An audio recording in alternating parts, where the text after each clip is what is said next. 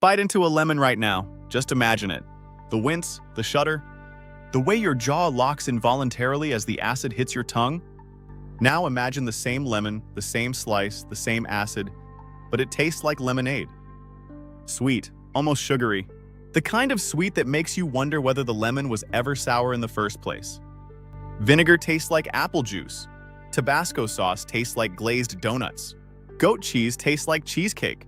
And nothing about the food has changed. The only thing that changed is your tongue. There is a berry that does this. It grows wild in West Africa. It costs almost nothing to produce, and in 1974, the United States Food and Drug Administration sent a letter that ended its commercial existence in America forever, days before launch, after $10 million had already been spent. Then, somebody broke into the company's office. Welcome to Verdant Vault. Subscribe and hit the bell.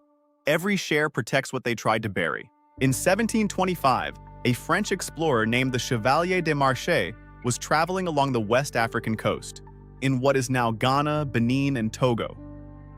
He noticed something strange. Before every meal, the people he was traveling with chewed a small red berry. Then they sat down to bowls of sour palm wine and fermented maize gruel, food that should have been unbearable. But it wasn't unbearable. It was sweet. Their faces showed no discomfort at all. Des Marchais wrote it down. It became the first Western record of a plant that local communities had been using for centuries before any European set foot on the continent.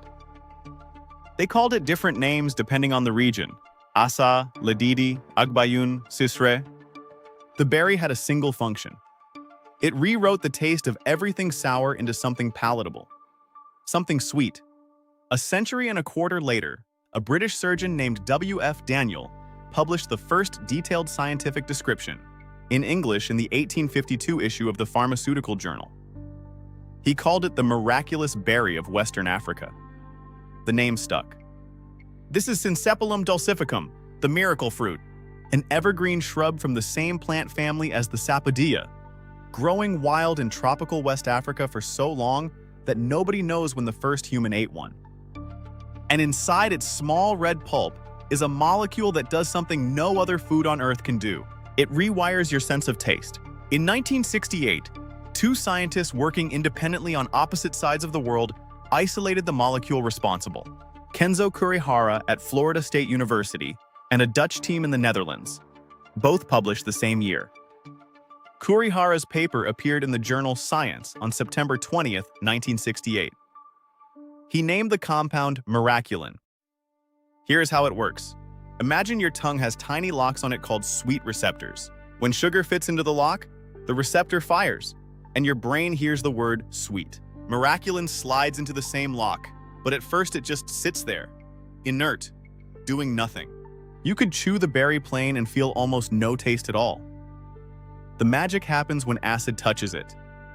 The moment something sour hits your tongue, a lemon, a strawberry, a splash of vinegar, the acid acts like a switch flipping inside the molecule. The protein twists into a new shape. And suddenly the lock that was doing nothing starts firing as if pure sugar had just landed on it. Acid becomes the on switch. Sour becomes sweet. The effect lasts 30 minutes to 2 hours and ends only when your saliva slowly washes the molecule away. There are no calories, no chemicals, no artificial sweetener controversies. Just a protein from a wild berry that has been on West African tongues for centuries. The discovery was published in 1968, confirmed by laboratories around the world, and refined for decades. By every measure of scientific merit, this should have been the breakthrough that changed how the entire planet eats.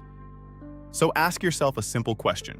If a discovery this significant has been documented since 1968 and confirmed by a global research community, why have you never tasted it? The answer is the most chilling story in modern food regulation. His name was Robert Harvey, a biomedical engineer who had reportedly worked on the development of a nuclear-powered artificial heart. The kind of credentials that opened any door he wanted opened. In the mid-1960s, Harvey encountered miracle fruit. He understood immediately what the world was looking at: a natural sugar substitute that came from a tree. No factory, no synthesis. Centuries of human use already documented across West Africa. He partnered with a man named Don Emery, and founded a company called Miralin in Hudson, Massachusetts. They raised approximately $10 million in capital. They built plantations on 4 land masses across the Caribbean and the Americas. They developed an entire product line ready for launch: tablets, powders, popsicles, chewing gum, sweetener packets. Distribution deals were signed. The Jamaican government was preparing a multi-million-dollar follow-on investment. Most importantly, the science was clean. Harvey's team had completed full toxicology studies. Rats fed massive doses showed no adverse effects. The product was safe. The FDA's own outside counsel had told Harvey directly that the product could legally go to market. The launch date was set, days away. Then the strange things started. A car began appearing outside Miralin's offices, day after day, slowly driving past, with someone inside taking photographs. Harvey says that one night he was driving home and noticed an unmarked car following him. He sped up. The car behind him sped up, 80 miles an hour on a back road. He killed his headlights and turned suddenly onto a dark dirt access road. The pursuing car flew past him and disappeared into the night. Days later, Miralin's offices were broken into. Harvey's team arrived in the morning to find the place ransacked. The wince, the shutter. The only thing visibly disturbed was Miralin's FDA regulatory file, lying open in the middle of the floor. Then an anonymous hit piece appeared in a Jamaican newspaper, attacking Miralin's products. No byline, no author, just a coordinated attack timed weeks before the planned launch. On September 19, 1974, FDA Associate Commissioner Sam D. Fine sent Miralin a letter. The letter ordered an immediate halt to all interstate shipment of Miraculin-containing products. The agency had reclassified Miraculin from its anticipated GRAS status, generally recognized as safe, to an unapproved food additive. To get it approved now, Miralin would need to conduct millions of dollars of additional toxicology studies and clinical trials. At least 3 more years of testing, millions more in capital. The product launch, scheduled for days later, was over. Miralin filed for bankruptcy within months.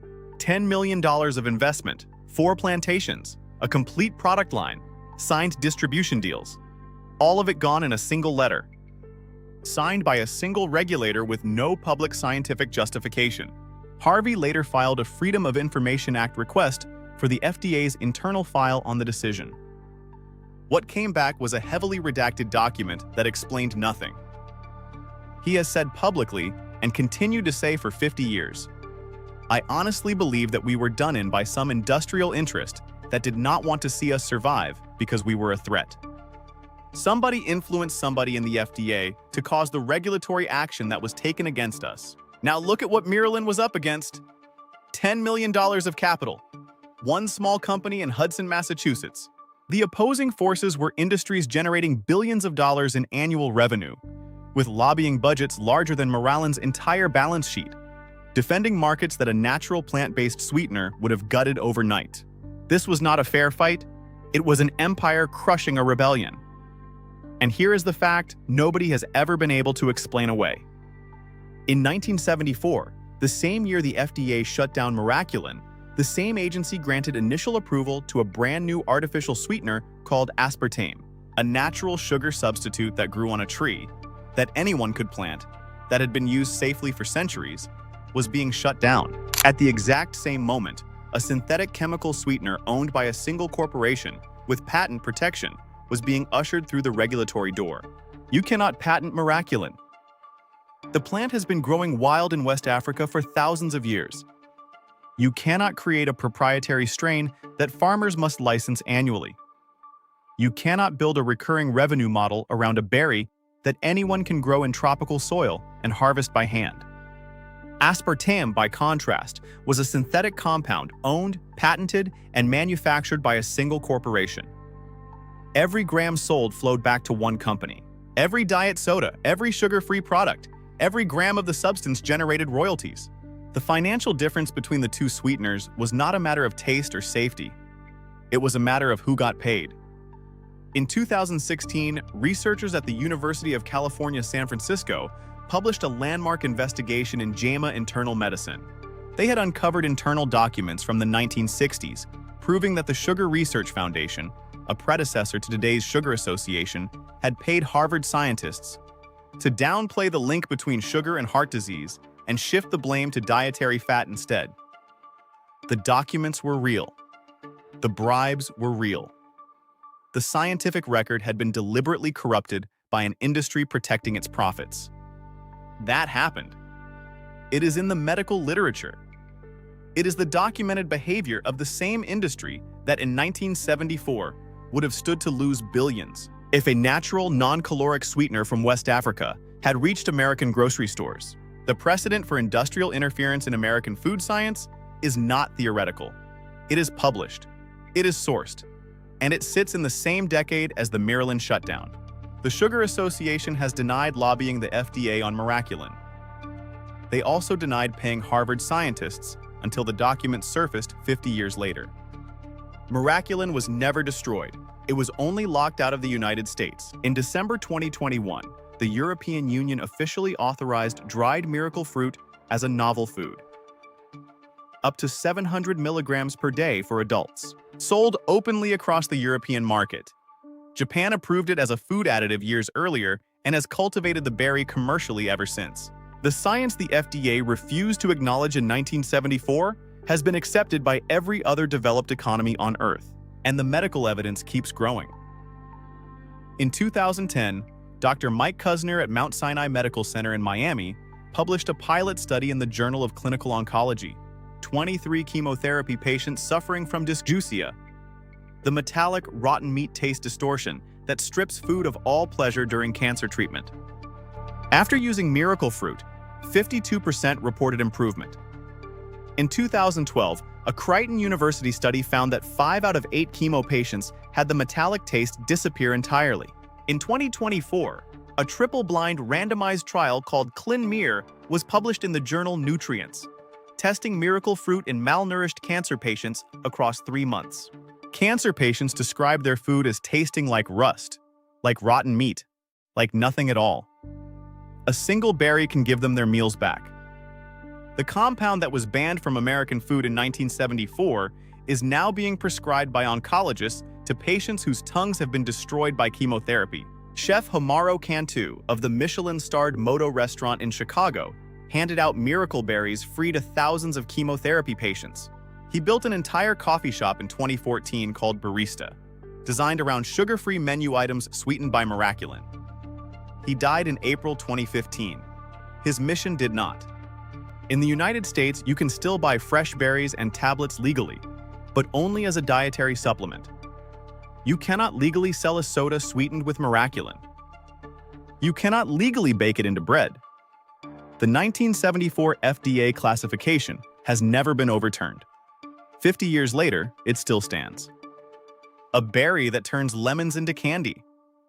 A protein that rewires your tongue without a single chemical. A natural sweetener that has fed West African communities for centuries and was nearly given to the world in 1974. And a regulatory decision that has never been explained, signed days before launch, by an agency that the same year approved a patented synthetic competitor.